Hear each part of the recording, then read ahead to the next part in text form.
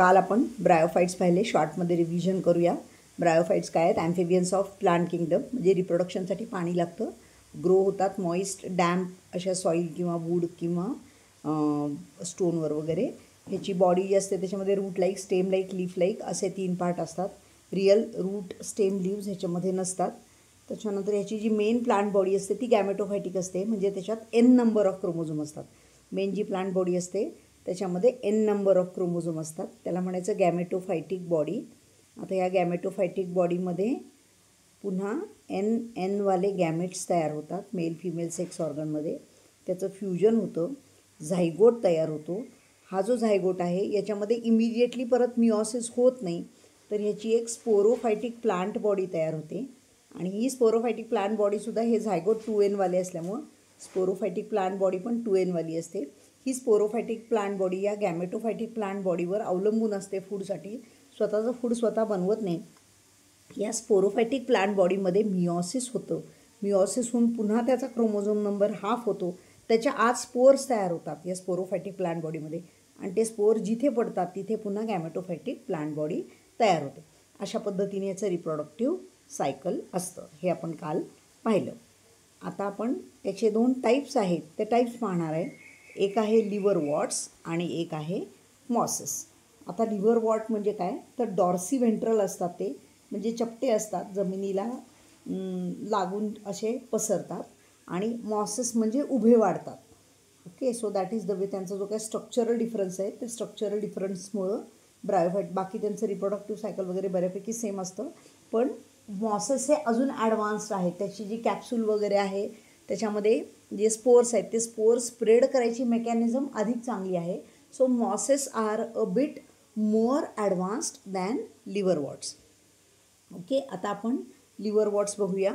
दे usually grow, सगळे ब्रायोफाइट्सच बऱ्यापैकी परत कॅरेक्टरिस्टिक्स ह्याच्यामध्ये आहेत. They usually grow in moist shady habitats, ओलसर आणि सावलीच्या ठिकाणी वाढतात. Damp soil, bark of tree, deep in woods जंगलामध्ये वाढतात. ह्यांचं जे थॅलस आहे ते डॉर्सी व्हेंट्रल. डॉर्सी व्हेंट्रल म्हणजे काय, आय विल शो यू.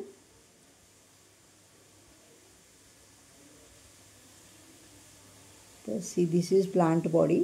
एक वरचा सरफेस आहे आणि एक खालचा सरफेस आहे. डॉर्सी व्हेंट्रल म्हणजे चपटं असं जमिनीवर पसरणारा आहे, आणि ह्याच्यावरती एक अप्पर सरफेस आहे, एक लोअर सरफेस आहे. डॉर्सल आणि व्हेंट्रल असे 2 सरफेसेस आहेत, म्हणून याच्या प्लांट बॉडीला कसलं म्हणायचं, plant body is dorsiventral. आता ह्याच्यानंतर काय, the plant body is thalloid. Thalloid म्हणजे सांगितलं पुन्हा, रूट, स्टेम, लीव्ज काही नसतं. एक अशी प्रॉपर शेप नसणारी अशी एक प्लांट बॉडी असते ज्याला म्हणायचं थॅलॉइड प्लांट बॉडी. त्याच्यानंतर काहीमध्ये जर लीव्स असले तर ते 2 रोजमध्ये स्टेम लाईक स्ट्रक्चरवर असे अरेंज्ड असतात. जर लीव्स असलेच तर ते 2 रोजमध्ये स्टेम लाईक स्ट्रक्चरवर अरेंज्ड असतात. आता यांचं रिप्रोडक्शन, आता आपण हे जे काही लिव्हर वॉट्स आहे त्याचं असेक्शुअल रिप्रोडक्शन पाहूया. तर हे असेक्शुअल रिप्रोडक्शन होतं जेमी नावाच्या स्ट्रक्चरनं. So what is gemmae, so these are gemma cups. I will show you. So these are gemma cups. तर फॉर्मेशन ऑफ जेमी, सिंग्युलरला जेम्मा म्हणायचं. हे जे काही जेमी तयार झाले ह्या जेम्मीमध्ये, so it is cup like structure, they are called as gemma cup. आणि ह्याच्यामध्ये असे जेम्मी असतात, there are gemmae in this gemma cup. आणि हे जेम्मी हे असेक्शुअल बर्ड्स आहेत, मल्टीसेल्युलर आहेत. हे ह्या रिसेप्टॅकल म्हणजे हा जो कप लाईक स्ट्रक्चर आहे दॅट इज कॉल्ड एज रिसेप्टॅकल. या रिसेप्टॅकलमध्ये CLE ह्याच्यामध्ये हे तयार होतात. आणि हे जिथे पडतात हे कप्स किंवा त्यातले जेम्मी जिथे पडतात, हे जेम्मी डिटॅच होतात प्लांट बॉडीपासून, आणि ते जिथे पडतात तिथे नवीन प्लांट तयार होते. So they germinate as new plant wherever they fall. Okay, so it is a way of asexual reproduction. आता sexual reproduction of liverworts already आपण मगाशी बघितलं की मेल आणि फिमेल असे सेक्स ऑर्गन असतात. तर दिस इज आर्किगोनिया म्हणजे female sex organ, this is antheridia म्हणजे मेल सेक्स ऑर्गन. ह्या दोन्हीच्यामध्ये फिमेल गॅमेट आणि मेल गॅमेट तयार होतात. मेल गॅमेट वाहून येऊन फिमेल गॅमेटपर्यंत यायला पाणी लागतं. या फिमेल गॅमेटमध्ये इथं या फिमेल सेक्स ऑर्गनमध्ये फर्टिलायझेशन होतं. फर्टिलायझेशन झालं की ह्या ठिकाणी हा ऑर्गन तयार होतो. ही जी प्लांट बॉडी आहे ह्याला म्हणायचं गॅमेटोफायटिक. इथे जो हा ऑर्गन फर्टिलायझेशन नंतर तयार झाला याला म्हणायचं स्पोरोफायटिक ऑर्गन. आणि हा स्पोरोफायटिक ऑर्गनमध्ये मिओसिस होतो. हा ऑर्गन तयार होतो आधी आणि मग म्हणजे झायगोट होतो. झायगोटपासून हा ऑर्गन तयार होतो. हा ऑर्गन तयार झाला, मल्टीसेल्युलर असा ऑर्गन तयार होतो. ह्याच्यामध्ये मिओसिस होतं, स्पोर्स तयार होतात आणि हे स्पोर्स हे फुटल्यावर जिथे पडतात तिथे पुन्हा ही गॅमेटोफायटिक प्लांट बॉडी तयार होते. Okay, so this is the way of sexual reproduction of liverworts. Okay, आता हे जे काही स्पोरोफायटिक प्लांट बॉडी आहे याच्यामध्ये फूट, सेटा आणि कॅप्सूल असे 3 पार्ट असतात. आणि ती जी कॅप्सूल आहे, फूट म्हणजे खालचा पार्ट, सेटा म्हणजे त्याचं स्टॉक लाईक आणि कॅप्सूल, या कॅप्सूलमध्ये ॲक्च्युली स्पोर्स तयार होतात. आणि जेव्हा ही कॅप्सूल फुटते तेव्हा हे स्पोर्स सगळीकडे पसरतात आणि ते जर्मिनेट होतात. तर ही झाली लिव्हरवॉर्टची माहिती. आता आपण पाहूया mosses.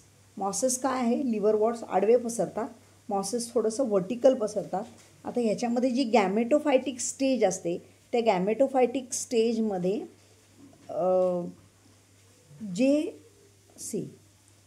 So this is the gametophytic stage. याच्यामध्ये जे मेल फिमेल सेक्स ऑर्गन तयार झाले त्याच्यामध्ये जे जर्मिनेशन झालं त्याची जी स्पोरोफायटिक स्टेज ह्या गॅमेटोफायटिक स्टेजवर तयार झाली तर ती स्पोरोफायटिक स्टेज ही थोडीशी अधिक ॲडव्हान्स्ड असते. म्हणजे ह्याच्यामध्ये फूट, सेटा आणि कॅप्सूल हे जे स्ट्रक्चर आहेत ते अधिक ॲडव्हान्स झालेले असतात. आणि जी स्पोरोफायटिक प्लांट बॉडीतनं जे स्पोर्स तयार झाले ते स्पोर्स जर्मिनेट होताना ह्याच्यामध्ये एक मध्ये स्ट्रक्चर तयार होतं that is called as protonema. तर हे प्रोटोनेमा लिव्हरवॉर्ट्समध्ये तयार होत नाही, हे इथे मॉसेसमध्ये तयार होतं. स्पोरोफायटिक प्लांट पार्टपासून जे स्पोर्स तयार झाले ते स्पोर्स जर्मिनेट होताना प्रोटोनेमा नावाचं एक स्ट्रक्चर तयार होतं. हे जे प्रोटोनेमा आहे it is a green creeping branch आणि बऱ्याचदा ही अशी फिलामेंटस क्रीपिंग अशी ब्रांच पसरणारी, जमिनीवर पसरणारी अशी क्रीपी ब्रांच असते that is called as protonema. Filamentous stage असते आणि ह्या प्रोटोनेमापासून पुन्हा एक लॅटरल बड तयार होते. So this is a spore. ह्याच्यापासून एक क्रीपिंग ब्रांच तयार झाली. या प्रोटोनेमापासून पुन्हा एक ब्रांच तयार होते. इट इज कॉल्ड ॲज, ही झाली प्रायमरी प्रोटोनेमा, ही झाली. आता ही झाली secondary protonema. It is called as secondary protonema. Lateral bud किंवा त्याला सेकंडरी प्रोटोनेमा म्हणायचं. आणि मग ह्याच्यावर लीव्ज येतात जे की उभे वाढतात. मर्कॅन्थिया कसे होते? आडवे वाढत होते. लिव्हरवॉर्ट्स आडवे वाढत होते. मॉसेस जे आहे ते उभे वाढतात, अपराईट स्लेंडर ॲक्सेस वाढतात आणि त्याच्यावर स्पायरली अरेंज्ड लीव्ज असतात. म्हणजे हे जे स्टेम आहे ह्याच्यावर जे लीव्ज वाढतात दे आर स्पायरली अरेंज. एक इथे असेल तर एक इथे, मग एक इथे, मग परत इथे, असं. So the leaves are spirally arranged आणि अपराईट स्लेंडर असा ॲक्सिस असतो. स्लेंडर म्हणजे पातळ असा. हा कशापासून अपराईट स्लेंडर ॲक्सिस तयार होतो? तर सेकंडरी प्रोटोनेमापासून.